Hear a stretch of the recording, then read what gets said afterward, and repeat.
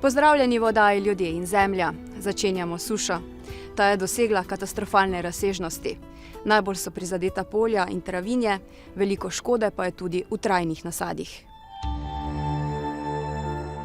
Na plitvih prodnatih tleh Ptujskega polja je suša popolnoma uničila posevke koruze.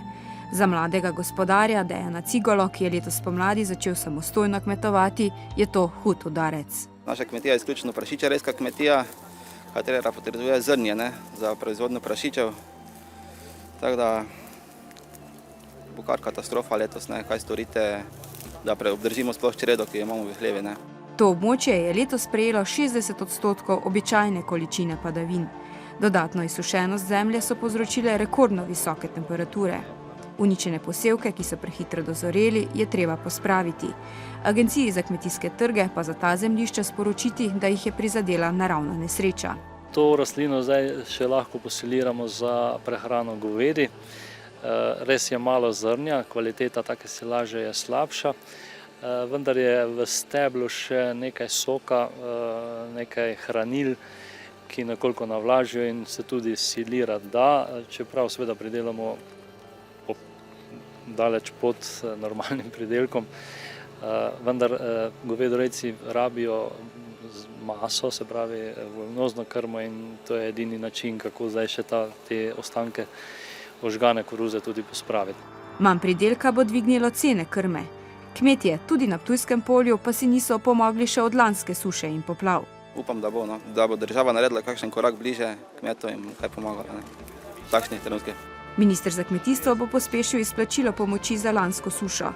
Kmetje bodo denar prejeli prihodnji mesec. Poleg tega pa še napoveduje. Aktivirali bomo eno pravilo, ki ga Evropska unija nam dovoljuje, to je, da pričnemo že 15. oktobra z akontacijami neposrednih plačil do kmetij, ki jim je najtežje. Kot tretje pa seveda potrebno je narediti popis škode, in ko bo popis škode narejen, bo vlada sprejela sklep, bo zadolžila naše ministrstvo, da pripravi program sanacije, tako da pomagamo tam, kjer je največja škoda. Letošnja suša je že 5. v zadnjem desetletju. Prve ocene škode pa se hitro približujejo rekordni številki 128 milijonov evrov. Toliko škode je suša povzročila v letu 2003.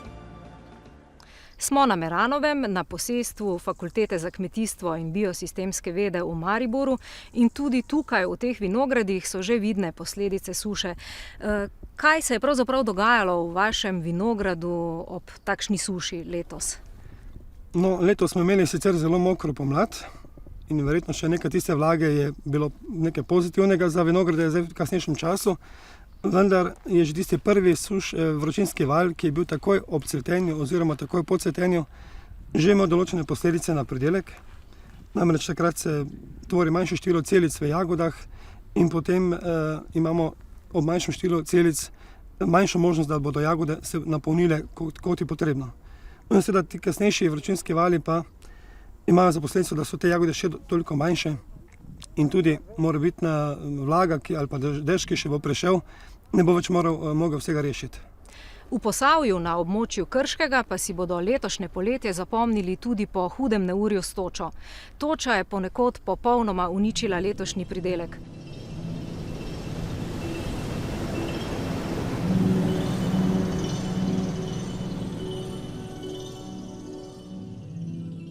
Evo, vidite, tu imate kar precej poškodovana jabolka, ki ne bojo niti za predelavo.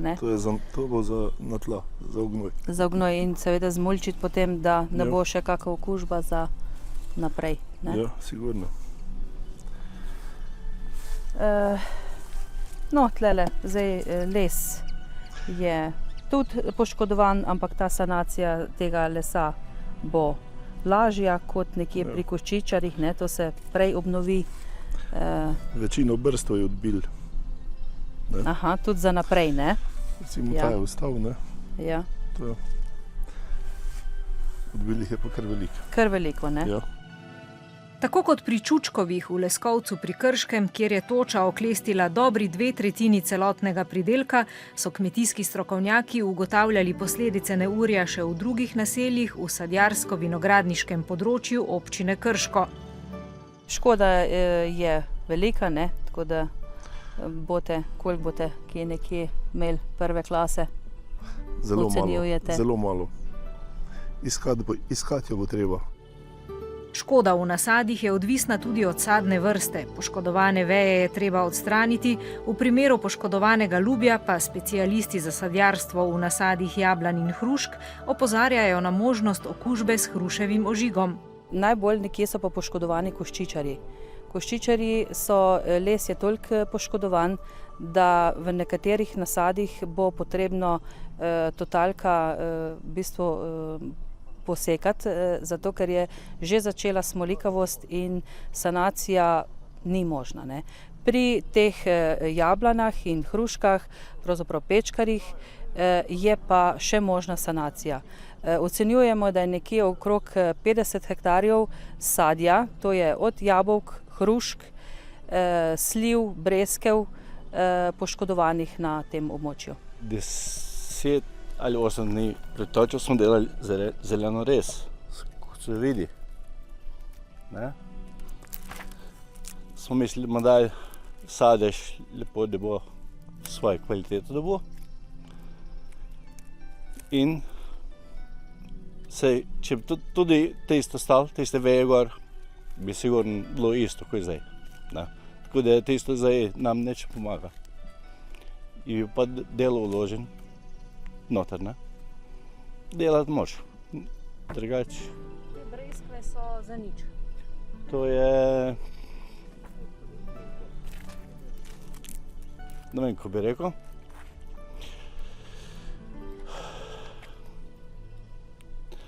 Jaz bom šel, zdaj stare so 5 do 6 let in mimo to požagali. Druge variante ni. Po 5 letih še niti ni najboljša rast dreves. Tako je. To je res. To od 8. leta naprej, ali pa od 5. do 8. leta, pa tam do 18. leta. Ne? Breskva je poli izčrpana. Ne? Toča je prizadela tudi kar 200 hektarjev vinogradov. Posledice toče bodo čutili tako kooperanti Kmečke zadruge Krško kot samostojni vinarji in to kljub temu, da so vinograde pred točo zavarovali.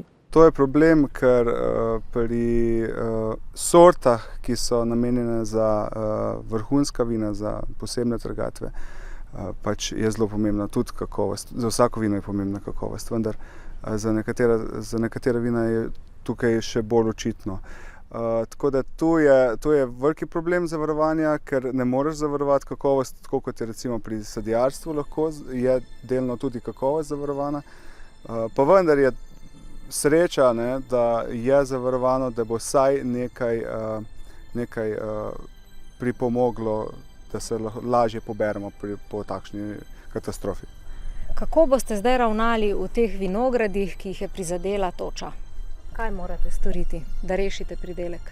Pridelka je zelo malo, ne? Tukaj govorimo lahko o parih procentih, pa še to je problem, ker je peclovina zelo poškodovana, tako da o reševanju pridelka v bistvu tukaj ni treba veliko govora. Bolj je pomembno, kaj bomo zdaj storili s trto, to se pravi, da jo spravimo nazaj da jim povrnemo te življenjske moči, to se pravi, da jim pomagamo pri teh pogankih zelenih, da jih ne bo takoj uničila bolezen. To se pravi, bo treba tudi v jeseni še nekaj škropljenja ponoviti. To je seveda normalno dodaten strošek. Potrebno bo neko recimo odstranjevanje prebujnih vršičkov. To je spet dodaten strošek, to se pravi, toča ne naredi samo problemov z tem, ko ti vzame pridelek, ampak tudi z dodatnimi stroški, ki pač nastanejo. Pri Voglarjevih v Libelju je toča povsem uničila nasad breskev. Odločili so se, da ga ne bodo obnovili. Zelo veliko škode imajo tudi v vinogradu. Je 20.000 trt. Škoda je velika, se vidi, da je uničen pridelek za letos. Utrpeli smo mi, zadruga bo tudi problem imela, ko ne bo grozdja. Tu je zelo slaba lastnost, ker mi smo člani zadruge in smo redno oddajali zadruga. Letošnje bi imeli izreden lep pridelek, če bi ne bilo do tega. Zdaj pa ne bo skoraj nič. V vinogradu jo je najslabše odnesla modra frankinja, nekoliko manj škode bo na žametni črnini in na laškem rizlingu. Brez problema se imamo zdravstveno stanje, se imamo njenega bolezni, nisem imel vinogradi, se neko letošnje pa bo. Specialisti za vinogradništvo opozarjajo na previdnost ravnanja v vinogradih prizadetih potočij. Tukaj smo pravzaprav na eni lokaciji, ki je totalno poškodovana. Malo nad nami je še slabše, torej še grozdi niso ostali natrti. Kot vidite, so trte brez listne mase, brez listne stene. Grozdje je poškodovano, pecljivina grozdja je poškodovana, močno pa so poškodovane tudi mladice in tudi nastajajoča rodna očesa, ki so v tej fazi prav v času razvoja. Sedaj, kar se tiče sanacije. Vinograd, ki je v takem stanju potoči, tako poškodovan, je potreben sanacije. Kaj želimo sanacijo doseči? Pravzaprav želimo doseči, da se vsaj delno obnovi listna stena. Nujno moramo izvršiti dobro zaščito in jo vzdrževati skozi celo leto. Zelo dobrodošla je aplikacija z listnim gnojilom na osnovi aminokislin, torej aminokisline pospešujejo proces celjenja ran in regeneracije trsa. In nas cilj je torej v tem primeru trto tako sanirati, da bo proces razvoja trte prišel do take stopnje, da bo les dozorel, da bodo zimska očesa, ki se formirajo na mladicah, kar se da dozorela v teh razmerah in da torej lahko trta v dobri kondiciji, kar se da dobri kondiciji pričaka zime in potem seveda, da lahko v naslednjem letu računamo na vsaj nekaj pridelka. Letošnji pridelek pa zaradi toče seveda ne bo samo manjši, temveč kljub dodatnemu vloženemu trudu slabše kakovosti. Kar se tiče sanacije, je strokoven pogled nekako tak. Seveda, učinek sanacije je močno odvisen od vremenskih razmer, ki bodo sledile letošnjemu letu. Če bodo te optimalne, se lahko trta zelo dobro regenerira, če bodo pa zelo slabe jesenske razmere, pa se lahko zgodi, da pravzaprav se trta zelo slabo pripravi na zimo in v slučaju zelo ostre zime, torej nizkih zimskih temperatur, lahko v takem primeru močno poškodovanih trsov pride do odmiranja trsov in pravzaprav do propada celega vinograda. Zato je bistveno v vinogradih, ki so pravzaprav na višku rodnosti, dati v tem primeru prednost regeneraciji trsa pred letošnjim pridelkom. Seveda, to razmerje, kje je ta meja, kako rigorozno redčiti grozdje v tem času, pa je odvisna pravzaprav od stopnje poškodovanosti. Višja je ta stopnja poškodovanosti, bolj rigorozno je potrebno poseči v redčenje in odstranjevanje grozdja. Kakšne so te posledice suše, tudi dolgotrajne? Za letošnji letnik je tako, poleg nižjega pridelka, ki ga pričakujemo, bo seveda tudi v kakovosti, bodo določeni odmiki. V takem letniku so kisline lahko na ekstremno nizkih ravneh, se pravi manjka potem svežine, vino recimo, potem v aromatskem profilu so lahko spremembe tako, da posamezne sorte so bolj občutljive, glede tega recimo, kaj sem sorta Sauvignon, tukaj bolj trpi takšne vročinski val, kakšna sorta, kot je Chardonnay, mogoče pa manj. Sušo pa imajo težave tudi vinogradniki v vzhodnih ali vinorodnih Halozah. Sicer pa je Haloze nedavno svojo strokovno ekipo obiskal minister za kmetijstvo in okolje Dejan Židan. Haložani so ga seznanili s težavami, ki jih imajo pri kmetovanju na tem območju. Izlet po haloških vrhovih vodi po cestah, ki so nevarno strme, ozke in spodjedene od številnih plazov, večinoma pa so jih zgradili samoprispevki. Prav slabe ceste so med večjimi infrastrukturnimi težavami v teh krajih, probleme z vodooskrbo so v veliki meri že rešili. Na področju kmetijstva pa imajo Haložani podobne težave kot v drugih demografsko ogroženih območjih Slovenije. Mladi odhajajo, kmetijske površine zaraščajo. Mi ne prosimo miloščine, mi smo tisti, ki si nekako ta razvoj zaslužimo in bomo svoje rešitve pomagali reševati, ampak tu vsekakor računamo na pomoč, nekako na tiste pomoč države, ki nam lahko nudi. Najprej bi želel reči, da je seveda vloga občine na področju kmetijstva pravzaprav ni ravno velika, je pa vloga občine velika pri ustvarjanju pogojev za razvoj podeželja in kmetijstva. In tu trčimo na tisti prvi problem, o katerem želim opozoriti, pa boste moče znotraj vlade kakorkoli nas zastopali, če že nič drugega dosegli. Prvo je seveda stvar, da mi varujemo kmetijska zemljišča tako, da jih v okolici mest zazidamo, na podeželju, takšno, kot naše, pa zaraščajo. Povprečna haloška kmetija je velika nekaj čez 6 hektarjev, aktivno kmetujejo na več kot 1200 kmečkih gospodarstvih, na skupni površini okoli 7500 hektarjev. Kmetijske strokovne službe opozarjajo na kmetovanje v težjih pogojih. Tu se srečevanje z velikim težavo. To je dejansko sedanja določitev strmine je vprašljiva po gerkih. Seveda, ker je težava v tem, da en gerk lahko seže tudi na ravninski del in se potem velikokrat srečujemo, da določene strme površine travin niso deležne teh podpor, ker jih nežine potem eliminirajo in pridajo pod 30% strmine. Zato bi bilo smiselno razmisliti, se pravi, o razmejitvi gerkov v smislu, da kmet ima možnost, da sam gre na upravno noto, zariše ta del gerka, v katerem je smiselno, da dobimo tisto ugodno situacijo za kmetijo. Minister Židan vidi rešitev za haloško kmetijstvo v razvoju dopolnilnih dejavnosti, turistične ponudbe v navezi z dobro utečenimi vinogradniškimi kmetijami ter spodbujanju reje plemenskih telic v ekstenzivni reji. Predsednik Kmetijsko-gozdarske zbornice Slovenije je glede prihodnosti malih kmetij v težjih pogojih dela bolj skeptičen. Mali kmet, ki so v Halozah večinoma mali kmeti, bo dobil za enkratno vlogo, ki bo 6 let uveljavljal, 1200 evrov, to je 100 evrov na mesec. Kako naj ta kmet iz 100 evrov na mesec živi in si predstavlja, da bo on s tistim 100 evrim ohranil neko delovno mesto v Halozah. To je problem tega. Problem je, če hočemo nekoga zadržati, tudi mene oče, če me hotel zadržati na kmetiji, sva mogla skupaj ustvariti dohodek, ki je meni pomenil socialno preživetje na tisti kmetiji. V Halozah je zelo dejavna lokalna akcijska skupina. Uspešni so bili predvsem pri kandidiranju za evropska sredstva pri številnih manjših projektih. Programom LEADER se je pokazal kot dober ukrep. Mogoče v parih linijah bi poskušal strniti, zakaj.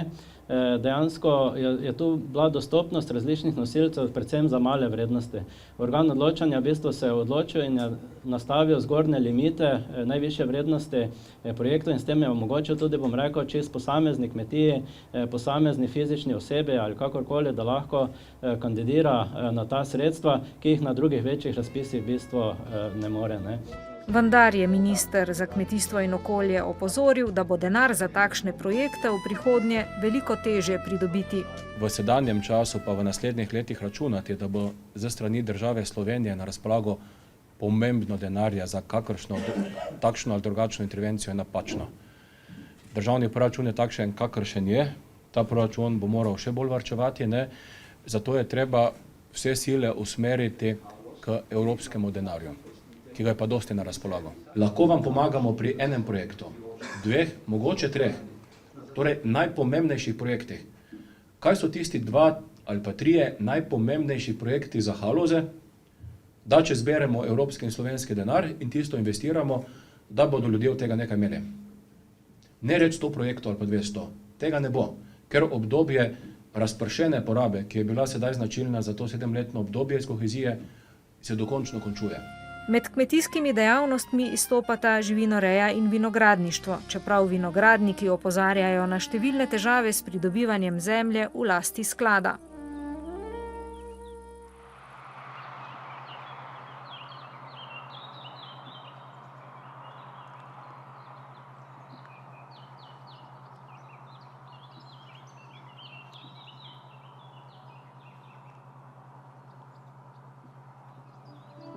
Veličastna drevesa, ohranjeni potoki ter redke rastline in živali so izjemna naravna dediščina vzhodnih Haloz.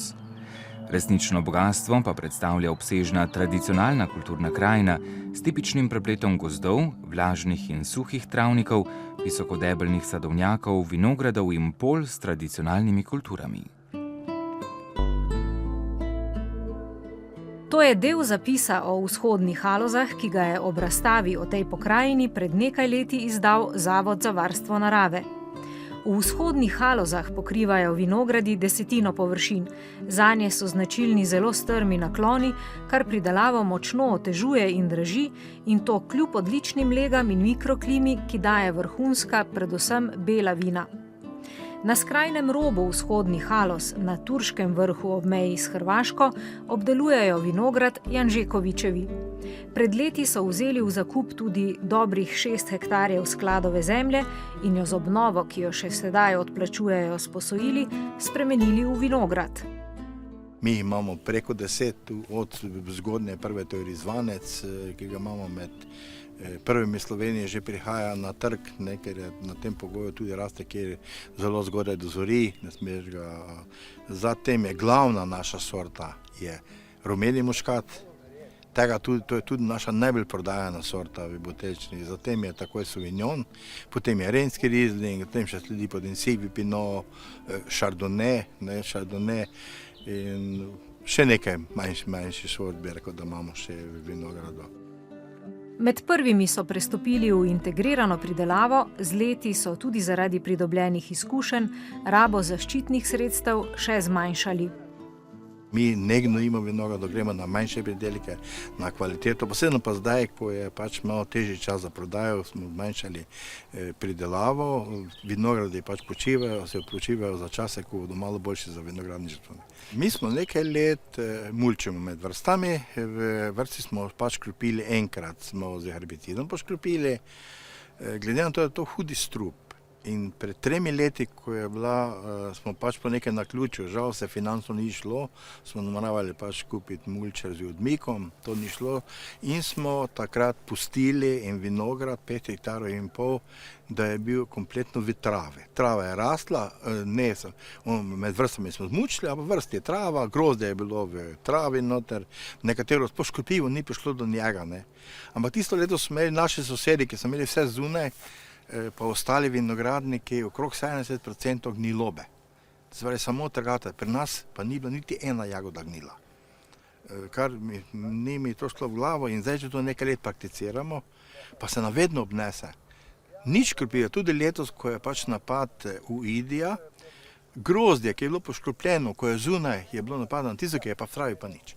Mi ne uporabljamo nobenega boticida, ker nam ni treba, ker imamo, vidite, da niso bujni vinogradi, niso močno obremenjeni vinogradi in nič ne koristi, to je samo stran metanje denarja. Jaz sem to na preprost način preizkusil, ko sem delal zadnje 2, ko sem tudi ta škropivo uporabljal, sem pač z polivnilno prekril, pa potem pa zval, pa sem gotovil, da ni nobene spremembe, da sem samo stran metal denar, pa zastrupljal okolje.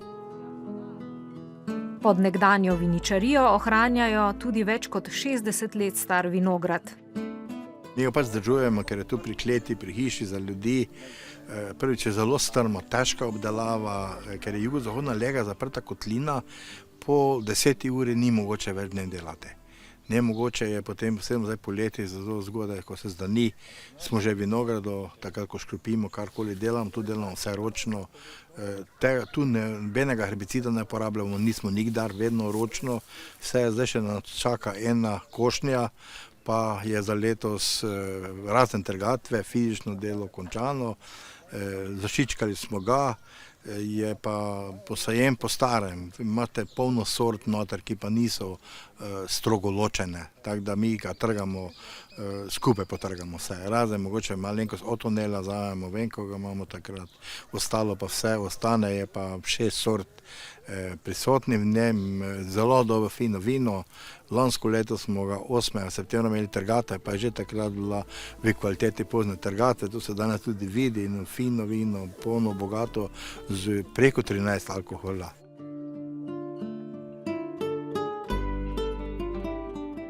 Grozdje stiskajo na klasični način v več kot 130 let stari stiskalnici. Odlično ohranjena je tudi stara vinska klet.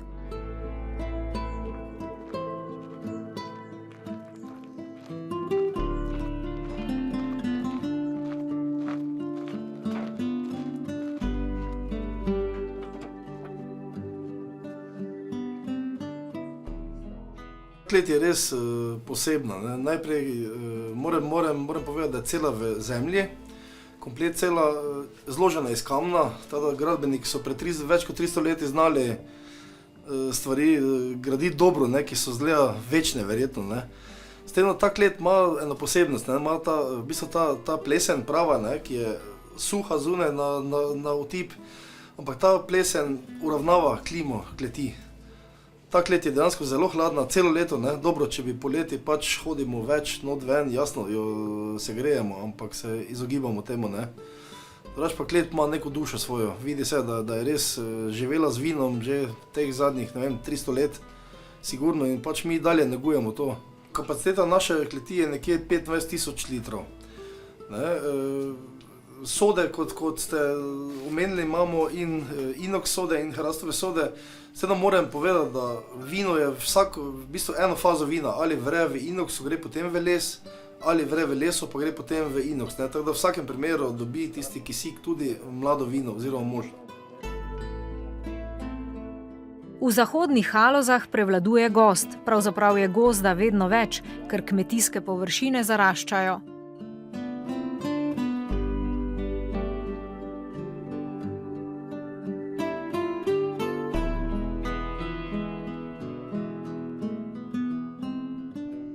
Haloze, bi rekel, da so na robu prepada. Zakaj tako mislite? Zakaj mislim? Zato, ko nima nekakva podpora, težko delo, strojem ne more delati, ko oni mislijo, da lahko tako naredijo, pa da vsa haloza ne morejo primerjati z ravninskimi predelami, to je nekako pogrešno. Pa da ga bi še nazadnje tu obdavčili tako, to je tudi že grobo, ne bi rekel, nedopustno skoro. Samo, ne vem. Ste kar velika kmetija za Haloze, 23 hektarjev zemlje je, nakloni so pa strmi. Ja, nakloni so pa slabi. Taka je kmetija, je obširna pa nedonosna. Kaj boste storili letos, ko je taka suša? Neko malenkost nam je lanska krma ostalo, za naprej pa ne vemo, kaj bo. Zakupiti bo težko, ali bomo preživeli to, kako dolgo bo to trajalo. Pa še več ni, bo treba začeti jih noter filtrati. Rad bi videl, da bi to pogledali, tudi terene, oni višji glavači še, kjer so, da vidijo, kako haloze stojijo. Koliko kmetij v vaši okolici je že praznih? Od Peklača gore. 2, 3, 4, 5, 6, 7, 8, 9, 10, 11. Kaj to? V bližini okolica. 11 kmetij, kjer ne kmetujejo več. Ja, ne. Zemlja se zarašča. Ja. Janko Skledar hrani fotografijo z Radgonskega sejma z zmagovalnim parom volov. Z voli so orali še na začetku 90-ih let. V strmih pobočjih je obdelovanje zemlje stroji zahtevno in nevarno. Ne moramo toliko živine imeti, koliko bi nam lahko priredili na hektar, ker ni donosno toliko krme pridelati. Tu je zelo malo, zraste proti ravnini na hektar, tako da bi moralo se tu malo voliti, da tudi če bi lahko imeli, ne moramo imeti toliko.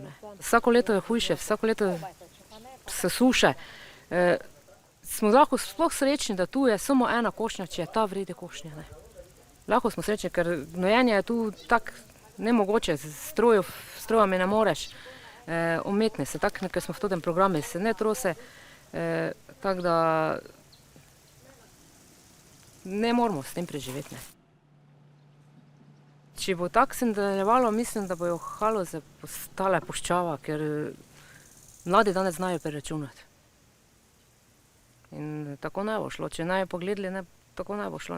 Zdavki nad haloze, plazovito območje, težka obdelava, to ne gre.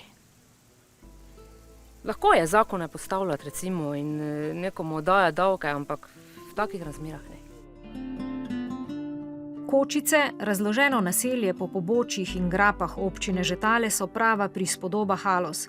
Najbližja Žetale in Majšperk sta več kot 10 kilometrov oddaljena in marsikoga je razgled z Gričev za zmeraj zvabil s haloške zemlje v dolino. Povedali ste, da je vaš oče prišel z manjše kmetije, kot je bila ta, Ja. in da je bil navajen pokositi vsak rob. Skromnosti je bil navajen hudo. Tako da res so nas naučili skromnosti, ker nam nič ni hudo. Ko se ti zdi dobro, vse to je človeško, če češ, da boš kaj. Vi še zmeraj delate? Jaz sem kregala, kdo pridajo, pa kaj ne dajo, pa nam morate dati mir. Če pa vidim, da nič ni pomagalo nuhom. Se nakla, kaj te češ smrt čakati na posli, če ne veš, kde bo prišlo. Boljše, če delaš, pa se razvadriš, vidiš, da si nekaj naredil, pa si vesel. Meni se zdi, da ti pogum daje vsaka malenkost. Navajeni pač smo bili. Haloški kmetje so se pred 8 leti povezali v društvo hribovskih kmetij in podeželja. Temeljni namen društva, ki šteje že skoraj 100 članov, je, da bi bili kmetje bolje obveščeni o novostih v zakonodaji, med seboj si seveda tudi pomagajo. Člani društva so izvedli tudi informativno anketo o kmetovanju v Halozah. Izsledki ankete so porazni.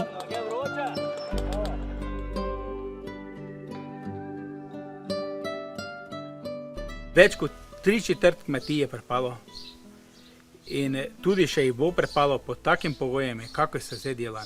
Govori se samo o Halozah, govori. Sploh nič se pa ne naredi, ker Haloze niso male. Haloze zastavlja par tavžent hektarjev kmetijske obdelovalne zemlje. Bojimo se pa tudi to, naši člani niso več mlade, od 40 naprej imajo za kmetije, mlajšega kmeta ni. Tudi vi imate kmetijo, kmetujete, zdaj so živali na paši.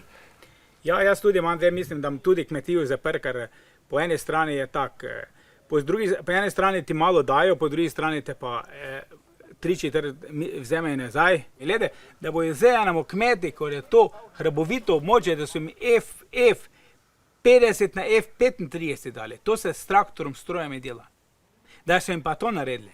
Pa kmetje so si tudi naredili ceste, da ne na več 3-4 ure brcajo sena, da jim les tone, da potle rivljajo pod nakladalko tisto seno, pa da so tam tiste gerke vzeli. Mogli so tudi podirati drevesa po travniki. Ne? Da je bilo lešje, da so oni rekli, da mora biti čim manjše, da je preveliki nasad. Ni res. Človek, če rabi ročno delo, kot dela po Haloze, on rabi neko senco. Moramo se pa zavedati, tu je vse ročno delo, tu ne dobi kmet za neke grablje pa vile, ne povratnih sredstev, tu mora sam si urediti čisto vse, niti totih majstrov ni več, ti znajo grablje pa vile dela, tega več ni, tu pa tam še kjer dela in nažalost bo tako prišlo, da res tisto, kaj so naši predniki preskrbeli, pa očistili zemljo, bo naša politika to te Haloze tudi, in mislim, da jih ima tudi namen uničiti po takem sistemu, kak se zdaj dela.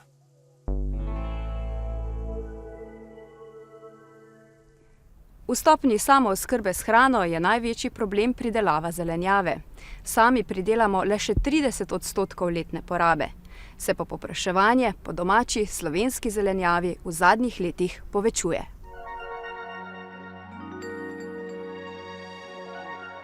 Kmetij, ki se tradicionalno ukvarjajo s pridelavo zelenjave, je bilo včasih največ v okolici večjih mest. Ena takih je mešana kmetija družine Šabeder iz Gornjega Dupleka.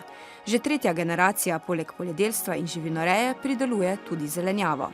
Ta letošnja sezona, recimo na naši kmetiji pridelujemo plodovke ter različne vrtnine, se je sicer malo zavlekla, kajti zima je bila zelo dolga, mesec pa pol je bilo, se vse zamika, ampak sedaj vidimo, da nas tudi malo muči suša, drugače pa se koliko toliko se trudimo, da pridelamo to hrano, da jo lahko potem naprej potrošniku ponudimo. Pridelke prodajajo na mariborski tržnici v središču mesta in nakupovalnem centru. Del zelenjave odkupijo javne ustanove, nekaj malega je tudi prodaja na dvorišču. To tudi na naših stojnicah v Mariboru vsakemu potrošniku rečem, da naj si tudi pride na našo kmetijo pogledati, kje to raste, da vidi, da res so domače, da vidi, da je to sveže natrgano, da potem en dan prej potrgamo, drugi dan pa potem ponudimo potrošniku, tako da vidi, da res raste na naših njivah. Letos prvič so se za večjo pridelavo paradižnika in paprike odločili v vrtnariji Bensa pod Pekrsko gorco v Mariboru. Po vzoru večjih vrtnarij v okolici Ljubljane želijo v rastlinjake privabiti meščane, da sami oberejo plodove in se tako prepričajo o pristnosti in kakovosti lokalno pridelane zelenjave.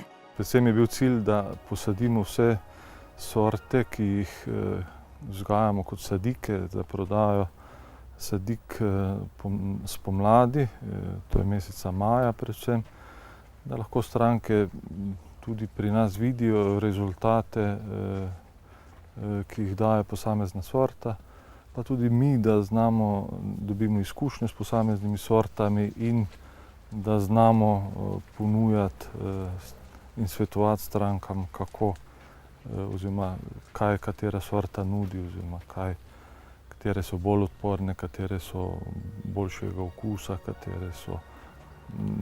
katere imajo boljše plodove in podobno. V zadnjih letih tudi vrtnarji zaznavajo več povpraševanja za vzgojo zelenjave, kot denimo okrasnega cvetja. Da naraščajoči trend povpraševanja pozitivno vpliva na pridelavo, potrjuje tudi specialistka za zelenjadarstvo z Mariborskega kmetijsko-gozdarskega zavoda. Tudi jaz sem letošnje leto, prvo leto, po kar nekaj letih malo bolj optimistična, kar se tiče pridelave zelenjave, ker je prvo, bom rekla, tudi pri mojih kmetih vidno padala. En del, recimo, krog predvsem tam na Ptujskem polju, so se kar spet nazaj obračali v poljščine, ker preprosto s takšno ceno niso prišli skozi in glede na to, da pravzaprav nihče ni cenil domačega, ampak so cenili samo, da se čim bolj sveti. Tako da jaz sem res hvaležna vsem, ki so se zdaj v zadnjih letih trudili na to. Tale zadnja afera, jaz res tudi upam, da ne bo toliko pokvarila vsega tega skupaj, zato ker se, bom rekla, 90% ali pa 80% slovenskih zelenjadarjev zanesljivo zelo trudi z domačo pridelavo. Žal pač, kot povsod drugod, se najdejo takšni. Ključni problemi, ki pa še vedno pestijo pridelovalce zelenjave, so neorganiziranost in tehnološka zaostalost. Mi imamo seveda, to je znano, veliko premalo rastlinjakov, vidite tudi na tej kmetiji, šele razmišljajo o rastlinjaku, jaz sem vesela, da razmišljajo o tem. Dejansko pri nas v Sloveniji bi se mogle povečati najprej namakalne površine, če hočemo imeti več zelenjave, drugo pa pokrite površine, se pravi površine pod rastlinjaku. Zdaj nam povprečje zelo dvigujejo tile Prekmurci za tem paradižnikom na hidroponiki, ampak mislim pa, da bi tudi moje kmetje, marsikdo še ima zaloge, ko bi lahko še več paradižnika pridelal. Je pa dejstvo, plodovke so seveda v poletnem času pri nas v Sloveniji, uspevajo skoraj vsako leto, tudi na prostem, recimo paprika. Dejstvo pa je, da plodovke niso tista ta glavna slovenska vrtnina. Mi smo, že od nekdaj Slovenci znajo delati zelo dobro zelje, tako čez poletje, zgodaj spomladi, kot seveda po zimi kislo zelje, fižole in fižoli, recimo pri nas res tudi zelo lepo uspevajo in po vse vrste solatnic. Na Ptujskem polju pa se je skupina 6 kmetov odločila, da na slovensko mizo vrnejo tradicionalen ptujski luk. Zato slovensko čebulo je značilen 3-leten ciklus pridelave od semena do čebule. Ptujski luk na Ptujskem polju, pridelan iz slovenske avtohtone sorte ptujska rdeča, je že več kot 200 let imenovan ptujski luk. Ta čebula je značilne srčasto ploščate oblike, ima luskoliste rdeče rjave barve, meso je belo z rahlim rdečkastim pridihom, ima veliko suhe snovi, 2 do 3-krat več kot hibrid. Je pa značilno tudi to, da pridelki niso veliki, so tam nekje med 12 in 15 ton po hektarju. Značilno je to, da je potrebno vložiti veliko ročnega dela, se pravi spravilo, priprava blaga za trg, vse temelji na ročnem delu. Sama čebula ima tudi to značilnost, da je veliko suhe snovi. Po analizih pa smo tudi dognali, da ima veliko naravnega antioksidanta kvercetin, tako da je že od nekdaj in tudi danes znano, da je ta čebula tudi zdravilna. Ptujski luk ima tudi evropsko geografsko zaščiteno označbo. Letos ga pridelujejo na 6 hektarjih in skupaj načrtujejo 120 ton pridelka. Cilj skupine proizvajalcev, ki bo čebulo tudi skupaj prodajala, je pridelati 500 ton. Zaenkrat jih omejujejo težave s sadilnim materialom, manjka tudi skupno skladišče. Znanje, izkušnje in pogoje za sodobno pridelavo pa imajo. Ta čebula je bila 3-krat namakana, vsakokrat z približno 20 litri vode na kvadratni meter, to je bilo meseca junija.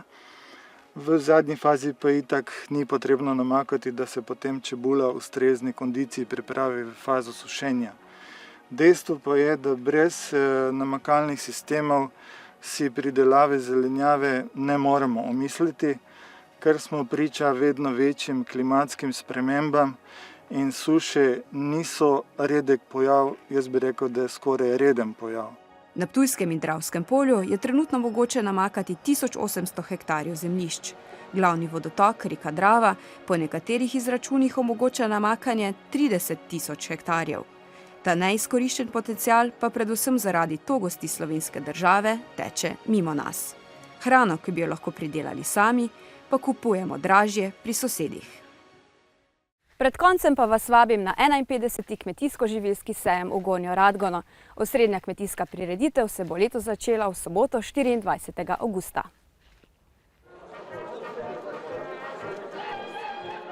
Na mednarodnem kmetijsko-živilskem sejmu Agra bo letos razstavljalo več kot 1700 razstavljavcev, večina domačih in nekaj več kot 500 tujih. Organizatorji pričakujejo vsaj toliko obiskovalcev kot lani, ko je sejem obiskalo 120 000 ljudi. Letošnja Agra se v bistvu v samem konceptu ne razlikuje veliko od dosedanjih sejmov. Seveda pa razstavljavci pravzaprav na vseh segmentih prinašajo novosti. Tako seveda je največ novosti vedno na področju kmetijske tehnike, kjer je tudi letos razširjen program tega razstavnega prostora. Seveda novosti so tudi na področju živilske in živilsko-predelovalne industrije. Tu je predvsem, kar se tiče slovenske živilske predelovalne industrije, trend mogoče celo negativen, ampak ne v kakovosti, kajti kakovost se iz leta v leto povečuje, bolj po količini. Pred sejmom že tradicionalno potekajo ocenjevanja živilskih proizvodov. V začetku meseca so strokovnjaki opravili ocenjevanje kakovosti medu. Čebelarji so poslali na ocenjevanje 72 vzorcev medu. Letos je spet neko specifično leto, že kar nekaj 3-4 leta se sklicujemo na vremenske razmere in verjetno se bomo tudi letos morali. Določenih vrst medu praktično ni, čebelarji niso točili, naprimer akacija zelo slabo, cvetličnega medu tipičnega ni. Pričakovali smo, da bo tudi več kostanja, pa lipe, pa glede na današnje število vzorcev, tudi tukaj vidimo, da ni nekega velikega števila teh vrst medu. Najbolj zastopan je gozdni med. V primerjavi z drugimi evropskimi državami je kakovost slovenskih čebeljih pridelkov in izdelkov zelo visoka. Če primerjam kakovost recimo 96. leta, ko so čebelari dajali vzorce v starih kozarcih iz kumaric, naprimer so bile kumare prej ali pa kisna paprika, danes tega ni več, čebelari so skrbni, poskrbijo, da je embalaža nova, da je pravilno polnjena, da so pravilno označeni kozarci. Dejansko so ocenjevanja pripomogla k večji kakovosti. Mislimo, da je sejem še vedno tista najbolj primerna oblika promocije tako kmetijskih pridelkov, kot seveda tudi strojev in tehnike, kajti ne glede na to, kaj prinašajo vse ti moderni prijemi promocije preko elektronskih medijev, ljudje še vedno, ko kupujejo stroje, kmetijsko tehniko, želijo te potipati, želijo jih videti v živo, želijo pravzaprav dobiti tudi od trgovca in strokovnjaka najboljše informacije in enako velja tudi za izdelke, ki jih lahko na sejmu pokušajo, torej živila. Sicer bo sejem letos posvečen tudi mednarodnemu sodelovanju na področju voda. Poleg slovenskih se bodo predstavili še razstavljavci iz 29 držav, med njimi po nekaj letih tudi Poljska in Brazilija. Trta zdaj že prehaja v obdobje intenzivnega zorenja. Kako se bo ta suša poznala kasneje pri kletarjenju? No, torej vsi ukrepi že sedaj vinogradu, pa kasneje, predvsem v kleti, morajo biti usmerjeni v ohranitev kisline. Namreč ta ni samo zaradi svežine v okusu pri vinu, ampak je pomembna zaradi preprečitve kvarnih procesov v vinu. Tako da čim bolj ohranimo kislino in kontrolirana fermentacija bo še bolj prišla do izraza letošnje leto, sploh če bo se toplo vreme nadaljevalo tudi v času trgatve, da se bo grozdje oziroma pri predelavi grozdja ta drozga ohladila in da bodo moštje fermentirali pri dovolj nizkih temperaturah, da se tudi ohranijo arome, ki bodo letos mogoče tudi nekoliko bolj prizadete zaradi te vročine. Vse to dogajanje bomo mi spremljali. Hvala za ta kratka pojasnila. Prišli pa smo tudi do konca današnje oddaje. Z Meranovega vam želimo le še prijeten dan in nasvidenje prihodnjo nedeljo.